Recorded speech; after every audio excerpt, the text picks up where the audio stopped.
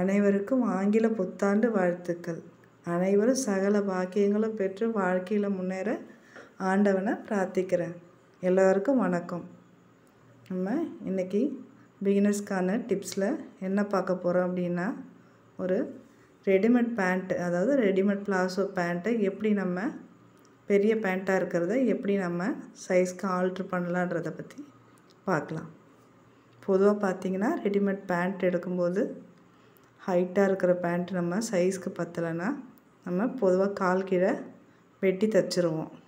அந்த மாதிரி தைக்கும்போது பார்த்திங்கன்னா நம்ம இடுப்போட சைஸோ நம்ம சீட்டோட உயரமோ நம்மளுக்கு செட் ஆகாது. ஆனால் அதை எப்படி நம்ம சரியாக நம்ம ஆல்ட்ரு பண்ணுறோன்றதை இந்த வீடியோவில் பார்க்கலாம். பாருங்கள், பிளாசோ பேண்ட்டு பொதுவாக பார்த்திங்கன்னா குண்டாக இருக்கிறவங்க கொஞ்சம் பெரிய சைஸு பிளாசோ பேண்ட் எடுப்பாங்க பார்த்திங்கன்னா. ஆனால் ஹைட் அவங்களுக்கு பெரிய சைஸ் எடுத்தாலே ஹைட்டும் அதிகமாக இருக்கும், சீட்டோட உயரமும் ஹைட்டாக தான் வரும். அதை அவங்க சைஸ்க்கு எப்படி ஆல்ட்ரு பண்ணுறோன்றதை பாருங்கள்.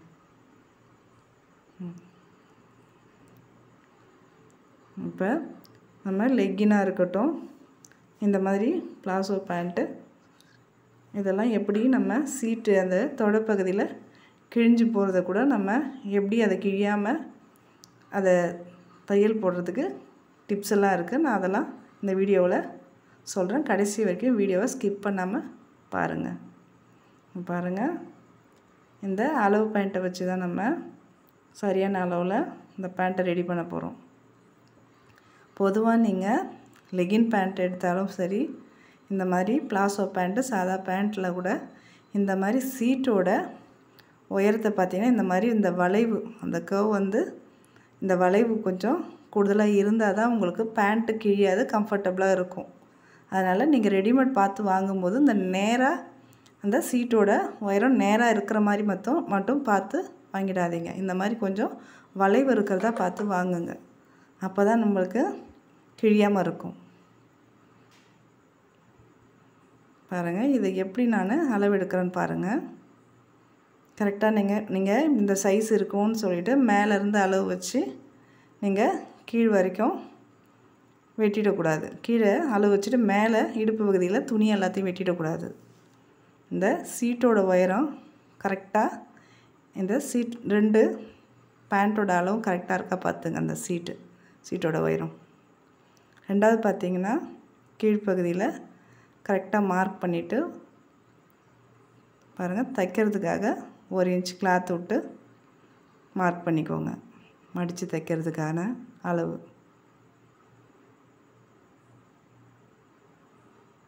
அங்கே 2 பகுதியிலுமே மேலேயும் கீழேயுமே நம்ம அளவு வச்சு தான் இந்த பேண்ட்டை ஆல்ட்ரு பண்ணணும். அப்போ தான் நம்மளுக்கு ஃபிட் ஆகும்.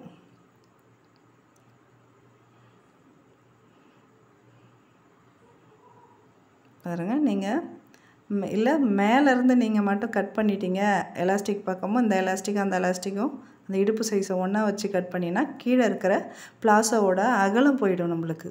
அந்த அகலமாக இருந்தால் தான் பிளாசோ பேண்ட்டு நல்லாயிருக்கும். அதனால் 2 பகுதியிலுமே நீங்கள் குறைக்கணும். பாருங்கள், இடுப்பு பகுதியில் கரெக்டான அளவுக்கு நான் மார்க் பண்ணிடுறேன். மீதி இருக்கிற ஒரு 2 இன்ச் அளவுக்கு இருக்கிற துணியை நான் மடித்து தைச்சி எலாஸ்டிக் போடுறதுக்காக விட்டுடுறேன். மறுபடியும் பார்த்துக்கோங்க உயரத்தை நான் எப்படி மார்க் பண்ணியிருக்கேன்றதை. அதே மாதிரி இந்த சீட்டோட உயரம் கரெக்டாக இருக்கணும்.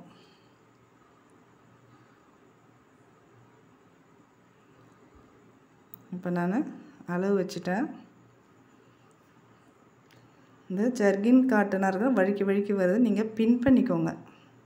நீங்கள் அளவு பேண்ட்டையும் இந்த புது பேண்ட்டையும் வச்சு அளவு பின் பண்ணிவிட்டு நீங்கள் இந்த மாதிரி அளவு எடுத்துக்கோங்க.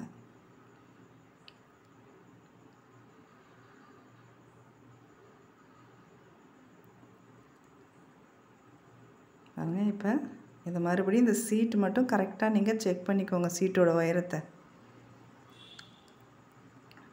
இப்போ நான் அளவு எடுத்துட்டேன், இதை கட் பண்ணி எடுத்துக்கலாம் நம்ம. இப்போ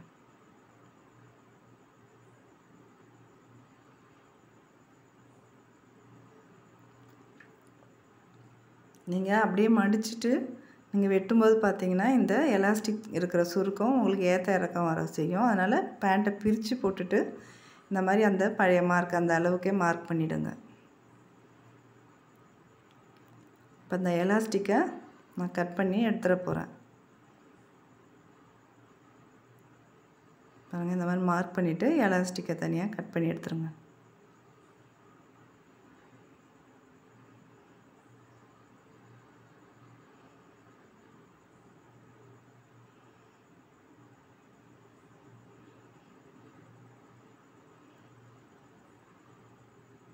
பொதுவாகவே பார்த்திங்கன்னா ரெடிமேட் துணி எடுக்கும்போது நம்மளுக்கு யாருக்குமே கரெக்டான அளவு ஃபிட் ஆகாது. கொஞ்சம் நம்ம ஆல்ட்ரு பண்ணி போடுறதுல கொஞ்சம் சிரமமாக தான் இருக்கும். நம்ம முறையாக எப்படி ஆல்ட்ரு பண்ணணும்னு தெரிஞ்சதுன்னா நம்ம ஆல்ட்ரு பண்ண தடமே தெரியாது நம்ம ட்ரெஸ்ஸை போடும்போது. இங்கே ஒவ்வொரு ட்ரெஸ்ஸுக்கும் நான் அந்த மாதிரி ஒரு சின்ன சின்ன டிப்ஸ் போடுறேன், பார்த்து தெரிஞ்சுக்கோங்க. இப்போ இந்த எலாஸ்டிக்கை தான் நான் இதில் யூஸ் பண்ண போகிறேன். இந்த துணியிலேருந்து நீங்கள் பிரித்து எடுத்து அந்த எலாஸ்டிக்கே யூஸ் பண்ணிக்கலாம். இப்போ நீங்கள் தைக்கிறதுல பாருங்கள், ஒரு சின்ன சின்ன டிப்ஸ் கொடுக்குறேன் பாருங்கள். இந்த முக்கியமாக பாருங்கள், இந்த அடிப்பகுதியில், அதாவது இந்த சீட்டோட அடிப்பகுதி தொடப்பகுதியில் பார்த்தீங்க அப்படின்னா இருங்க, அதுக்கு முன்னே இந்த எலாஸ்டிக்கை நான் பிரித்து எடுத்துட்டேன். இந்த எலாஸ்டிக்கை நான் யூஸ் பண்ணிக்கிறேன்.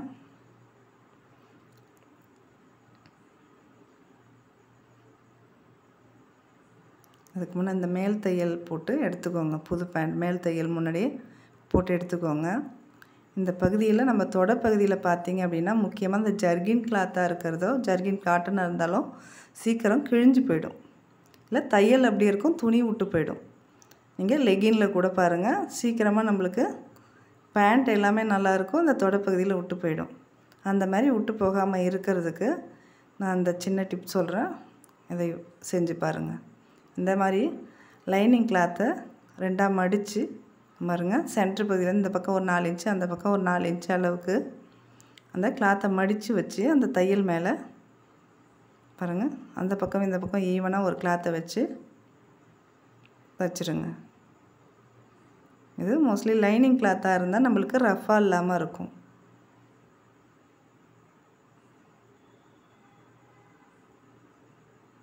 பாருங்கள், அப்படியே ஒரு 2 தையல் போட்டு எடுத்துக்கோங்க.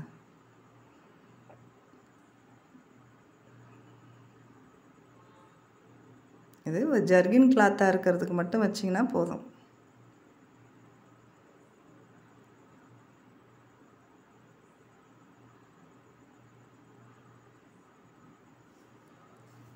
இன்னும் ஒரு தையல் சப்போர்ட்டுக்கு போட்டுக்கோங்க.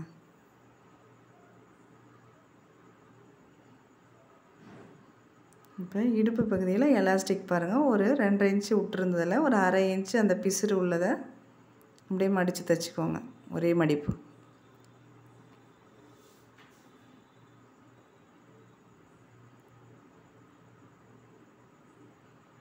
அடுத்து பார்த்தீங்கன்னா ஒரு 2 இன்ச் அளவுக்கு இருக்கிறது அப்படியே மடித்து தைச்சிக்கோங்க. நிறைய பேருக்கு எலாஸ்டிக் எப்படி வைக்கணுன்றது தெரியாது. இது புது துணியிலையும் இப்படி தான் வைக்கணும். பாருங்கள், அந்த ஜாயிண்ட் இருக்குது பாருங்கள், ஜாயிண்ட்லேருந்து ஒரு 2 இன்ச்சு இன்னாண்ட ஒரு 1.5 இன்ச்சோ 2 இன்ச்சோ அங்கேருந்து ஸ்டார்ட் பண்ணுங்கள்.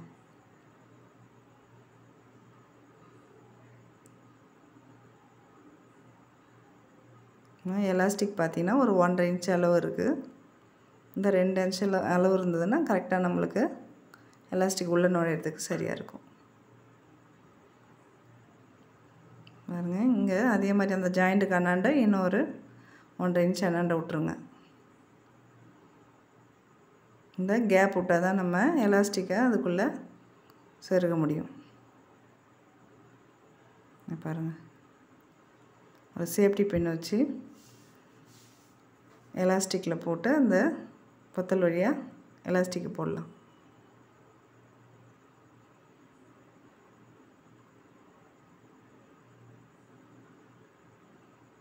எலாஸ்டிக்கை போடும்போது பார்த்தீங்கன்னா அது பட்டையாகவே இருக்கிற மாதிரி பொறுமையாக கையால் தடவி விட்டு இழுத்து விடுங்க.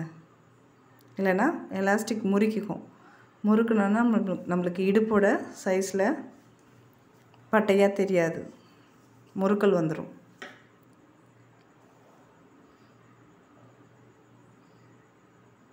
இழுத்து விட்டுட்டு ஜாயின் பண்ணிவிடுங்க. ஜாயின் பண்ணும்போது கூட பாருங்கள், நேராக நீங்கள் ஜாயின் பண்ணிடக்கூடாது. அப்படியே வச்சு அது டைட்டாக ஆயிடுச்சுன்னா இடுப்பு கூட பிச்சுக்கும், இல்லை அந்த இடத்துல மோடாக தெரியும். நீங்கள் இந்த மாதிரி தட்டையாக வச்சு கட்டமாக ஒரு தையல் போட்டுக்கோங்க. இது இணைச்ச தடமே தெரியாது நம்மளுக்கு.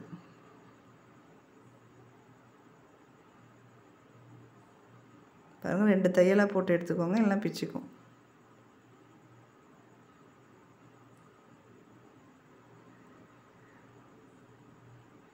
பாருங்கள், இந்த மாதிரி இழுத்து விட்டு துணியை ஈவனாக இழுத்து விட்டுக்கோங்க.